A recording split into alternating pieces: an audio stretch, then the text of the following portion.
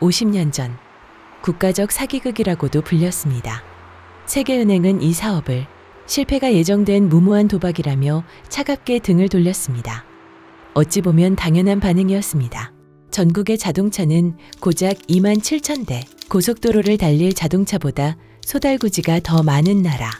가난한 나라가 아시아 최장의 고속도로를 짓겠다고 나섰습니다.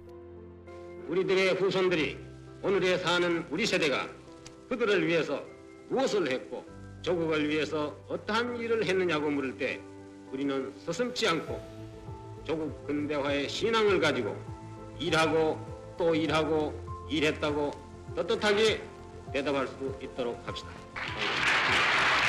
박정희 대통령의 목소리는 비난 속에서도 흔들리지 않았습니다. 무수한 비난 속에서 시작된 건설 사업.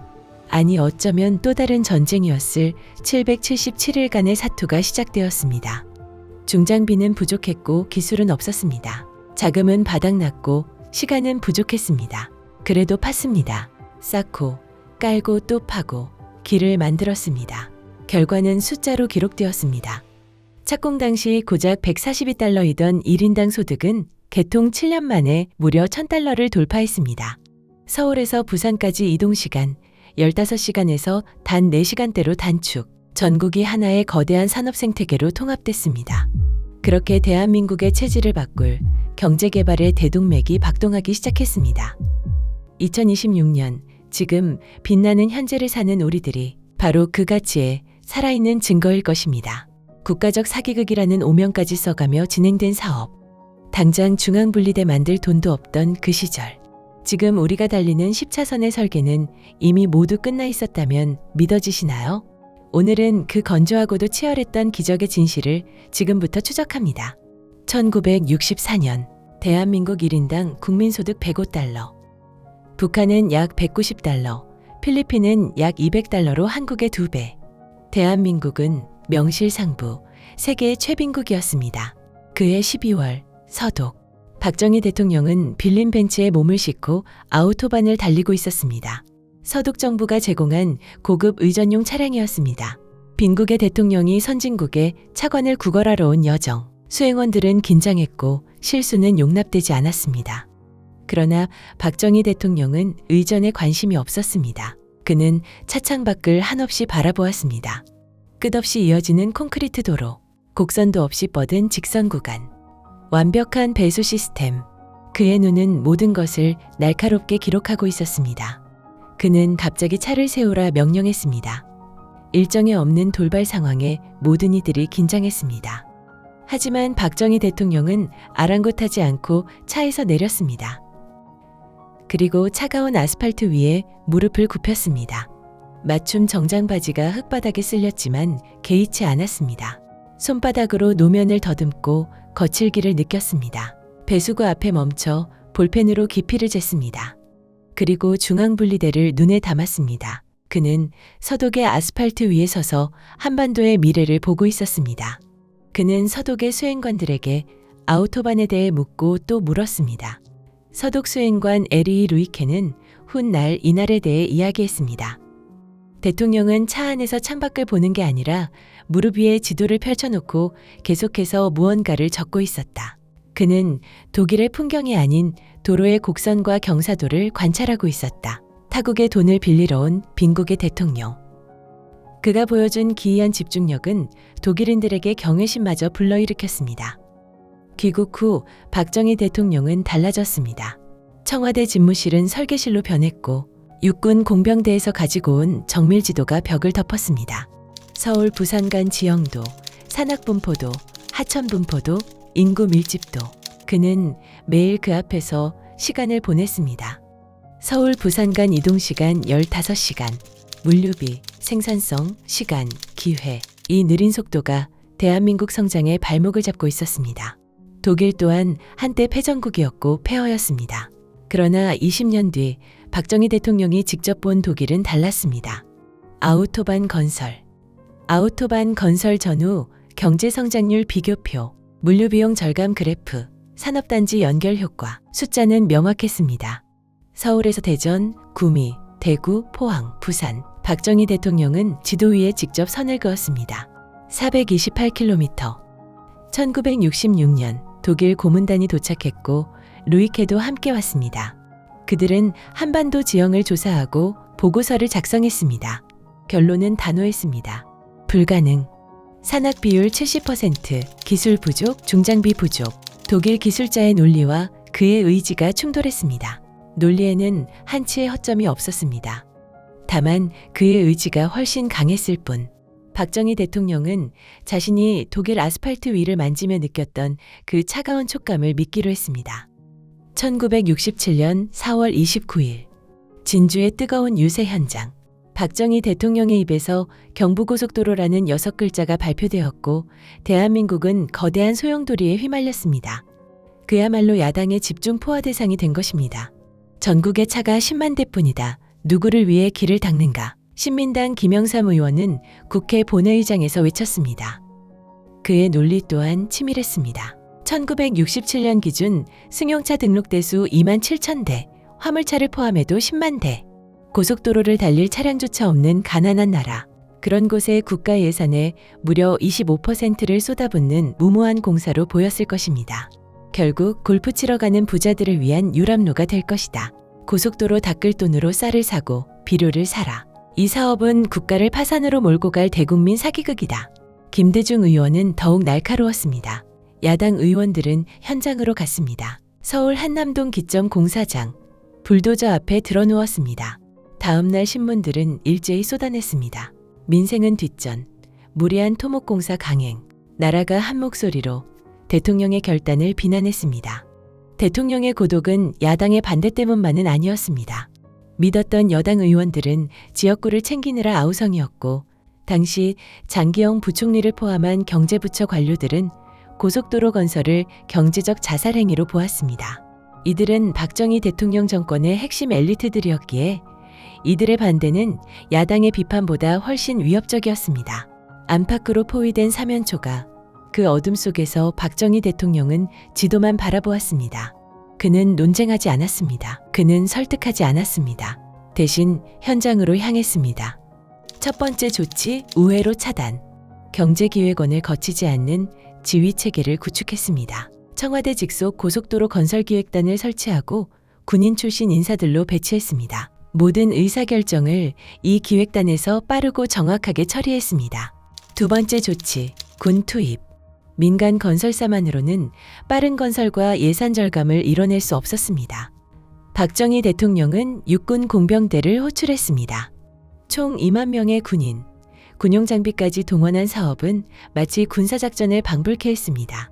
공병대 지휘관에게 명령했습니다. 2년 안에 완공한다. 불가능은 없다.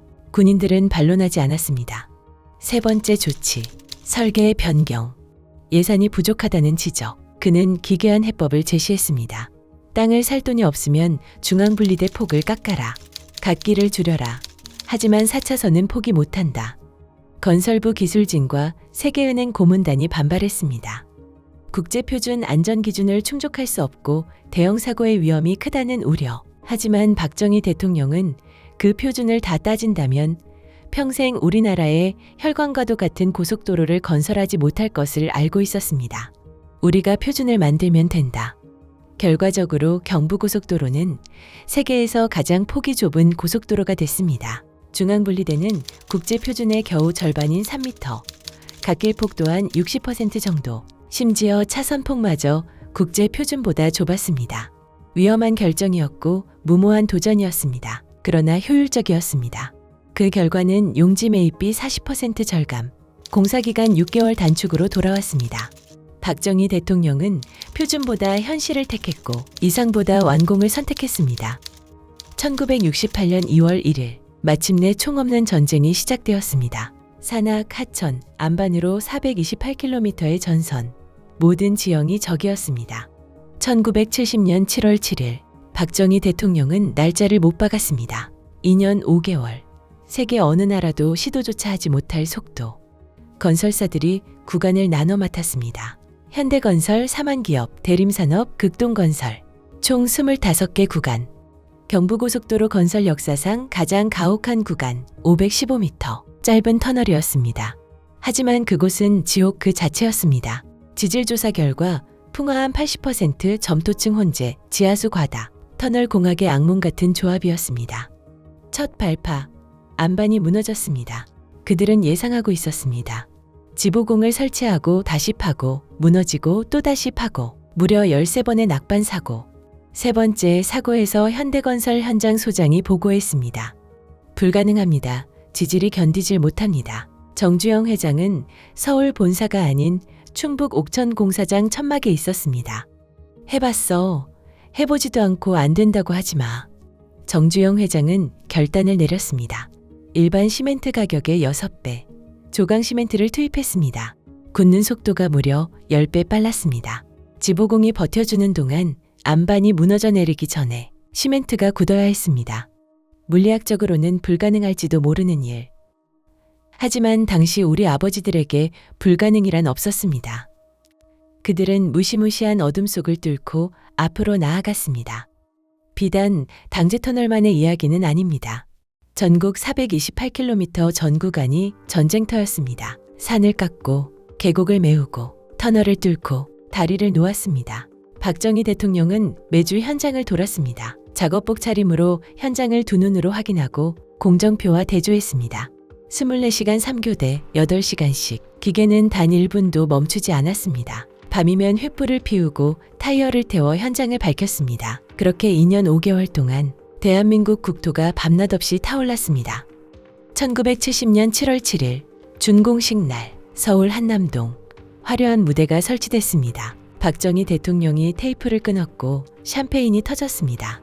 세계가 놀란 기적의 고속도로, 언론이 찬양했습니다. 그보다 앞선 날 무거운 표정의 박정희 대통령은 금강휴게소 인근으로 향했습니다.